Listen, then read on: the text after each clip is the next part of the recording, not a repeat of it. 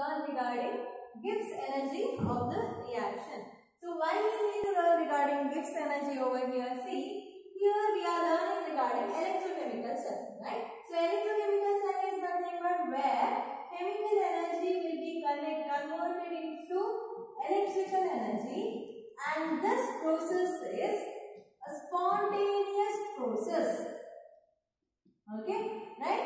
So the process is known as spontaneous process. You have already learned in thermodynamics the reaction to be spontaneous. It depends on delta G, right? So there Gibbs energy is required. So you are going to learn the concept of Gibbs energy over here. Okay. So to a reaction to be spontaneous, delta G or Gibbs energy is required. Okay. So you know what should be the value? If the reaction is spontaneous, delta G should be negative, right? So that also you have learned. So here to maintain or to learn regarding cell potential, delta G, it also depends on the Gibbs free energy. Okay. So the electrode potential value, it also depends upon the Gibbs free energy. So it will be measured in terms of delta G. Okay. So the Gibbs free energy will be measured in terms of delta G. So now here if you will consider, mainly the delta G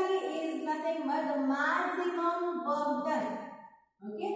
So Gibbs free energy is nothing but measurement will be done with the maximum work done. Okay. So for this reaction or for this electrochemical cell, if we are writing delta G expression, so how it comes? So Gibbs free energy or maximum work done is equal to the amount of charge which is passed through the wire. Okay. So the amount of charge is nothing but, so it is nothing but the number of electrons. Okay, to charge, to pass the charge, we need the number of electrons, okay, to be given out so that another electron will take that electron. So it is a multiplication of number of electron as well as Faraday's constant. So this gives the total amount of charge passed through the wire into electrode potential of two cells. In the sense, electrode potential between two electrodes. Okay, so cell potential between two electrodes. So this will help you to learn regarding the Gibbs free energy of the electrochemical cell reaction. And here, you know, electrochemical cell, in a sense, we are not going to use an external aid, right? So in the presence of voltaic cell, the reaction will be done. So by that, whatever the reaction will be done in terms of external circuit, the reaction will take place, right? So the passing of electrons will take place through the wire, as well as the passing of current also, the flow of current also will take place through the external circuit. So here it should be written in terms of negative. Okay. So the value delta G will be taken over with a negative value. Okay. And here we are using voltaic cell. Okay. The reaction will take place through the external circuit, as well as here the passage of electricity as well as the passage of electrons will take place through the wire. And for this reason we are going to use E cell or electrode potential of a cell will be measured in terms of standard value. Okay. So we can use E cell value as E naught. Standard electrode potential of a cell we need to measure. So if when we are measuring in terms of E naught, the delta G also will be measured in terms of standard value. So the equation will come as delta G naught is equal to minus N, which is nothing but the number of electrons, okay, which is passed through the with the reaction, as well as Faraday's constant, E naught of a cell. In the sense, the standard electrode potential of a cell. So with this formula, we need to measure the Gibbs energy of the reaction. And we have already studied the delta G naught. Okay, so it has another expression that is nothing but minus RT ln K. So here it is measured in terms of electrochemical cell. So if you know the value of the equilibrium constant, okay, so which you have learned just now, okay. So if you know the value of this, you can measure the value of Gibbs free energy, or if you know the value of Gibbs free energy, you can find out the value of equilibrium constant also. Okay. So by using this formula also, you can measure the Gibbs free energy. So based on this concept, the problems also will be asked. So delta G or finding of Gibbs free energy is nothing but it has to find the feasibility of the reaction. Okay, so how easily the reaction will take place, because you know delta G, if it is present in the sense, the reaction will go with a spontaneous rate. Okay, when it is with a negative value, delta G when you will get with a negative value. So the standard electron potential value, it should be with a positive value. If it is negative will become positive, so that the delta G won't be a spontaneous reaction. To be spontaneous reaction, delta G always you should get with a negative value. So this value should be positive. Your electrochemical cell or electropotential of a cell should be positive. Okay, so this is the significance of delta G. Significance will be asked for CBSE students. Okay, so next, based on this, the problems also can be asked. So the problem, it goes with this manner. The standard electrode potential for a Daniell cell is 1.1 volt. So when they give Daniell cell, by then you should understand that is nothing but electrochemical cell they are asking. Okay, so the standard electrode potential, that is nothing but 1.1 volt. So calculate the standard Gibbs free energy for the reaction. What do you need to find? You need to find delta G naught. The value they have given, that is E naught of a cell. Okay, so now directly substitution to the formula. Just write the formula. Formula comes as delta G naught is equal to minus of N F E naught of a cell. So N is nothing but the number of electrons, right? So which is passed through the reaction, as well as F is nothing but Faraday's constant. E naught of a cell is nothing but standard electrode potential of a particular cell. Okay, so that you have to substitute over here. So here you need to find out delta G naught. So what is the value of N? The number of electrons which is passing through the reaction, that is nothing but, so 2 electrons is given out by zinc to form ion. The same number of electrons has been taken by copper ion to form copper. Okay, what is the number of electron then? So that is 2, right? In 2. What is the Faraday's constant value? That is 96,500 coulomb, right? In 2. What is the value of E naught? That is, they have given that 1.1 volt. So multiply whatever the value you will get, that you need to substitute over here. So direct substitution.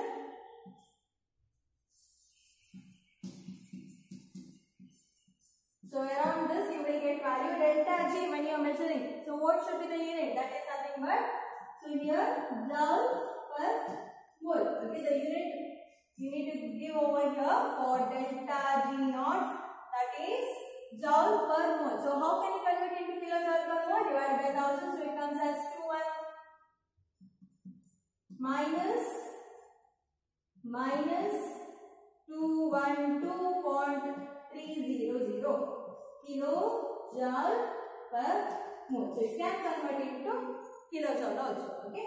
So in this way the problem will be solved by using of Gibbs free energy. See, in this chapter, whatever the formula has been given, that formula you need to remember, as well as electrochemical series you need to remember, and the important constant that comes with sheet, SH. Okay, so only based on this the problems and the questions will be as a very easy chapter is this. Okay, so this is regarding the Gibbs free energy of the reaction. So students, next you are going to learn regarding another type of cell, that is known as electrolytic cell. So in an electrolytic cell, what will happen? You will be taking electrolyte in a beaker. Okay, so electrolyte will be taken, that you have already learned. It can be like strong electrolyte or weak electrolyte. So any electrolyte will be taken, okay, and you are going to dip an electrode. So electrode will be dipped and the passage of current will be done. So electrolytic cell in the sense what? By using of electrical energy, okay, so chemical energy will take place. Okay, so chemical changes or energy will be formed, right? So which is a non-spontaneous reaction in the presence of an electric field. So here you are going to pass by using of voltage, passing of electricity will be done through electrode. Okay, so by then what will happen in your electrolyte? The ions which is present, it started moving. Okay, mobiling of these ions will take place in the solution, in the electrolytic solution. Okay, so this electrolyte will help to conduct electricity by moving of ions. So here what is the principle? By using of electrical energy, chemical changes or chemical energy will take place in the the solution. So that will helps to conduct electricity. Okay, so that concept is known as conductance. Okay, so here before going clear explanation regarding electrolytic cell, you need to learn some of the basic terms which will come under this concept. Okay, so that will help you to learn with the further information. Okay, so we'll learn with the first the basic concept that is known as resistance.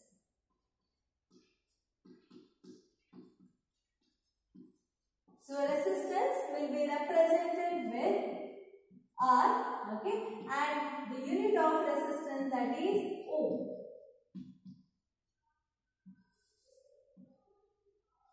Which you have already learned in physics.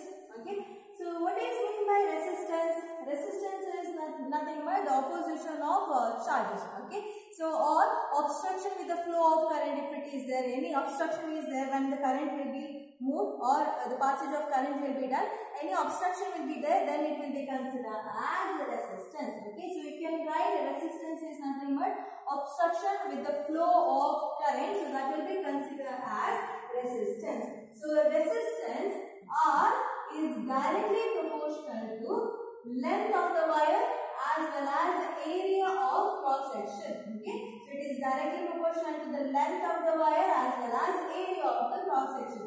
So you can write R is equal to rho into L by A. Okay, so this I'll represent like this. Okay, so this is nothing but rho, RHO. Okay, so rho into L by A. So rho is nothing but proportionally constant. Rho is proportionality constant, or it is also called as specific conductance. It is also called as specific conductance or resistivity. The next term, that whatever you are learning, that is nothing but rho itself. Okay, so regarding proportionality constant you are going to learn, so which is also called as resistivity. So here it will be represented in terms of rho. Okay, so now here resistivity is nothing but the resistance of a substance you are going to measure. Okay, so this is a measurement. So here for a substance it will be measured, then it will be considered as resistivity. So resistivity of a substance or resistance of a substance will be measured when L is 1 centimeter as well as area of cross section is 1 centimeter square. Okay, when the value of L is nothing but length of the wire is 1 centimeter as well as area of cross section is 1 centimeter square. So with this term, if you are measuring the resistance, then it will be considered as resistivity. Okay, so now what is the unit of resistivity? So how we are going to measure with the unit of resistivity? So that is nothing but we already know rho. Okay, so rho you can also write it as C. You can take this to another side. So it comes as R into A by L, right? R into A by L. So what is the unit of R? That is nothing but O. Okay, so what is the unit of A now here? That is centimeter square. So what is the unit of L? Length of the wire in resistivity, that is centimeter. So which will get cancelled. So here it comes as ohm into centimeter. So this is the unit of rho. So it comes as ohm into centimeter. Okay, the unit of resistivity. Okay, so this is regarding resistance as well as resistivity. So another term that you are going to learn over here, that is known as conductance. Conductance means what? The ease with which current flows, that will be considered as conductance. How easily the current will flow, okay, so that will be considered as conductance, which is measured in terms of G, and the unit it goes as 7. Representation with S. Okay, so this is nothing but conductance. And remember, conductance is reciprocal of resistance or inverse of resistance. So we can also write it as conductance is inverse of resistance or reciprocal of resistance. So this, you know what is the value of R? So we can also write it as 1 by R is nothing but, here it comes as 1 by rho A by L. 1 by rho into A by L. Area of cross section divided by length of the wire. So we can also represent this as G is equal to 1 by rho, which is called as kappa, okay, into A by L, okay. So here G is equal to K is nothing but kappa, okay. So this is nothing but a proportionality constant in conductance. So kappa is a proportionality constant, or it is also called as conductivity. Conductivity will be measured in terms of kappa.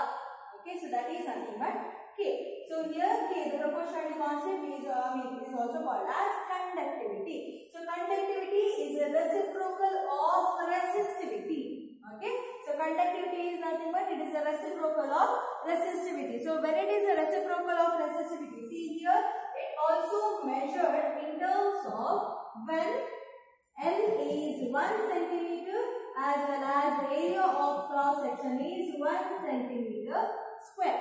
Okay, so when L is 1 centimeter as well as area of cross section is, that is 1 centimeter square. So we can write K is equal to 1 by rho, right? So as I said, conductivity is nothing but it is a reciprocal of your resistivity. Okay, so by then it will be measured as kappa is equal to 1 by rho means what? What is the unit of rho? That is O into centimeter. That you need to substitute over here. O into centimeter. So when this goes up, how it comes?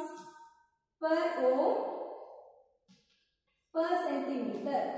Okay, per ohm we can also call it as Siemens per centimeter. So we can give the unit of conductivity as per ohm per centimeter or Siemens per centimeter. So this will be the unit of conductivity. You need to remember these four terms. One is resistance, okay, and another is known as resistivity, and the third one is known as conductance, and this is known as conductivity. So remember, resistance is nothing but obstruction for the flow of current will be considered as resistance. Okay, by that time what will happen? The conductance will go on decreasing. Okay, and the conductance is nothing but it is the reciprocal of your resistance, which is the flow of current, which will be considered as conductance. So resistivity is nothing but, so this measurement of resistivity will be done when length of wire will be 1 centimeter, area of cross section will be 1 centimeter square, will be considered as the resistivity. Conductivity is nothing but it is a reciprocal of resistivity when length is 1 centimeter as well as area of cross section is 1 centimeter square. Okay, the measurement of conductance when length will be 1 centimeter, area of cross section will be 1 centimeter square. So these are the basic terms that you need to learn before learning the concept of electrochemical cell. So in your textbook you can see a column where they have measured the conductivity of some selected materials has been mentioned. Okay, so just go through with that.